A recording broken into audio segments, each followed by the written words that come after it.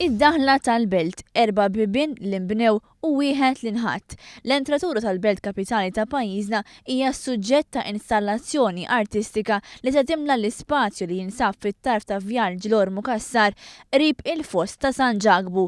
Din l-installazzjoni bl-isem ta' Prospettiva qed tiċċelebra t-titlu tal-Belt bħala l-Belt kapitali tal-kultura fil-waqt li se tpoġġi d-disin kontemporanju fuq pjattaforma li jista' jitgawda mill-Maltin kif ukoll mill-barranin.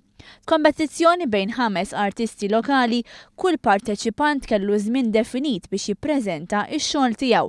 Minn dawn il-5 artisti intażel ix-xogħol tal-perit Chris Briffa.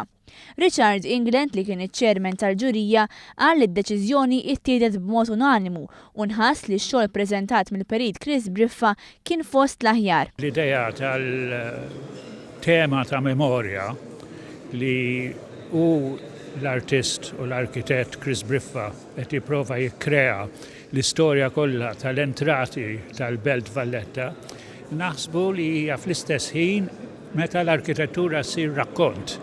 Huwa qal ukoll li s-sit magħżul huwa adattat eżatt hekk kif iġorr storja warajh. Ċarment fil-sit li qiegħed fejn għandna memorja ta' gwerer, kemm tal-monument tal-gwerra u kif ukoll il-gardjola tal-bastjun jew il-counter guard kif inhu magħruf ta' San Ġagbu, issa se jkollna rakkont li fl-istess ħin qed jagħti l-istorja tal-iktar post importanti tal-Belt. Iċ-ċermen tal-V18 Jason McAuliffe qal li pajjiżna risaq pass deċiżiv lejn triq li tikseb suċċess għall-Belt kapitali ta' Malta.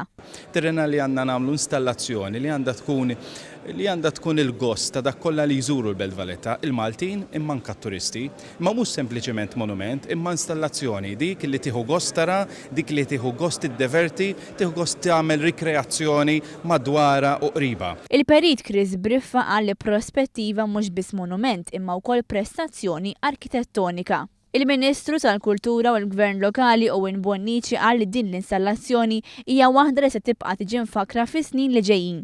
Huwa qal li l-Gvern flimkien ma' ħafna nies li qed jagħtu l-kontribut tagħhom qed jappoġġjaw il-proġetti kollha relatati mal-V18.